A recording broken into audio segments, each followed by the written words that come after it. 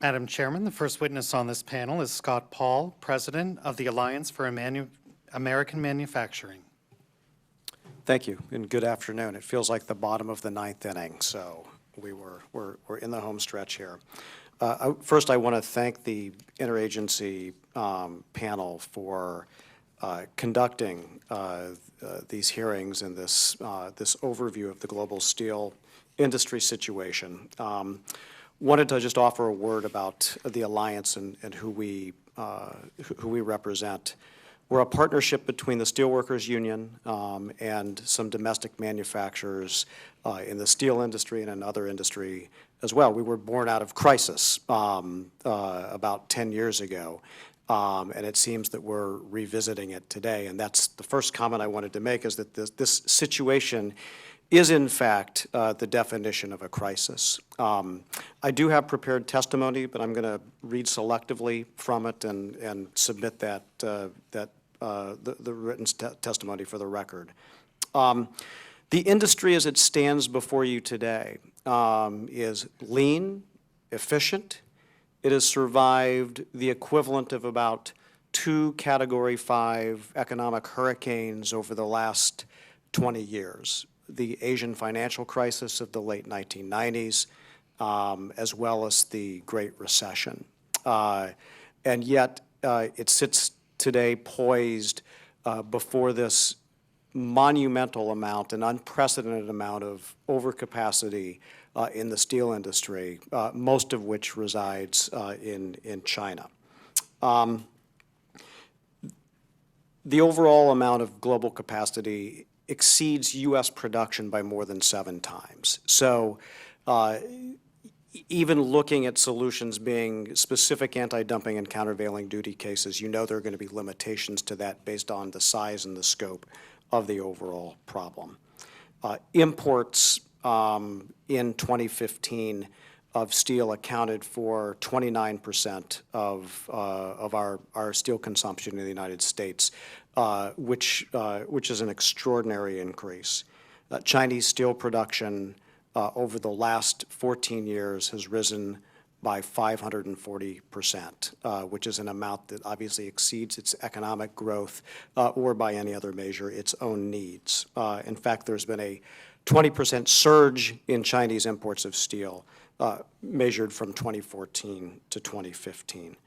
The net result of this in the United States, as many witnesses have suggested, has been a large number of layoffs, 13,500 recorded so far that you can directly attribute to this downturn. And this is at a period of time that I would add where the overall economy has been growing and where there have been about 2 million jobs added in the rest of the private sector. So to see this disparity in this industry that is otherwise incredibly cost competitive indicates that there is something that is distorting the market in the United States. The second point I wanted to make is about the communities. And some of you may have heard the witnesses from around the United States and the impact that this crisis is having in their communities in various segments of steel production.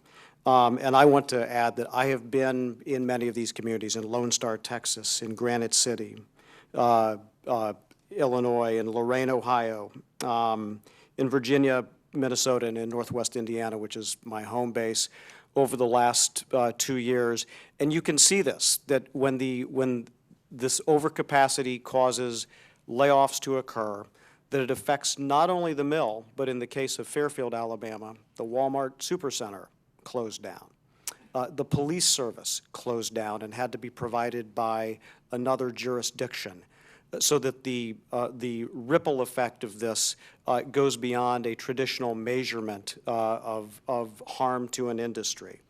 In fact, there is recent and very compelling academic research done by David Otter, David Dorn at MIT and other institutions that shows that import competition in communities has a permanent and lasting effect, not only on the factories, but on wages in the entire communities, and that their ability to recover from these types of shocks is severely limited, even when safety nets are in place. And much of this is attributable to the surge in import competition we have seen from China. The third point I want to make about this overcapacity situation is that this could, in theory, be the first of a number of hearings that you conduct about this in other industries. Steel is the canary in the coal mine. You're seeing this in the aluminum sector, in the paper sector. You're seeing this in the glass sector, in semiconductors, in shipbuilding, and in the Wall Street Journal estimates about 19 other industries that are critical to the economy of the United States. And so this is perhaps the first wave of displacement that we are seeing right now.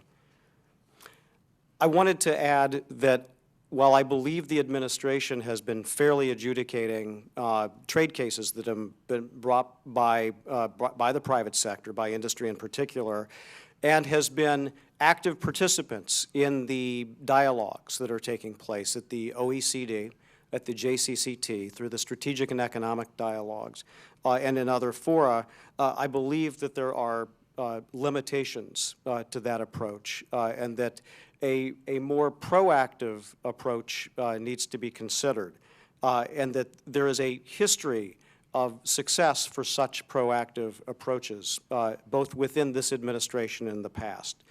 The 2008-2009 auto rescues were extraordinary measures taken to rescue an industry in the United States, and it is met, as the President often talks about, with success, adding 640,000 jobs back after the bankruptcies of two of the larger manufacturers in the United States.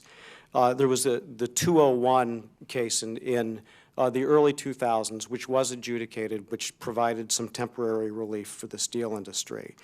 Ronald Reagan, throughout the 1980s, sometimes prompted by Congress, sometimes on their own, took extraordinary steps to protect domestic industry through monetary policy at the Plaza Accords, through interventions to help rescue Harley-Davidson, the semiconductor industry, and market opening sector-specific talks with Japan. Again, these are objective criteria, consequences, tariffs that were, many of which were performed outside of the scope of anti-dumping and countervailing duty cases. We do believe that it is time for the administration to self-initiate some such effort, and there are a variety of mechanisms that are on the table, and we would be pleased to offer any resources that we can in helping to identify those. And then the last point that I wanted to make is that there will be arguments made on behalf of the consumers of this, or based on a theory. And I simply wanted to point out that U.S. law is very clear. An export is not considered to be greater than any sort of a fair playing field for an import in our trade policy. And that the law indicates that the trade laws need to be fairly and objectively applied, and where there are market distortions that are very clearly defined, where there are commitments that have been made but not followed through, as is clearly the case with China and its market commitments, then action should be taken. And we believe strongly that while the industry has stepped up and has filed a number of cases on hot-rolled steel, cold-rolled steel, corrosion-resistant, and most recently plate, that a more comprehensive approach should be explored. Thank you very much.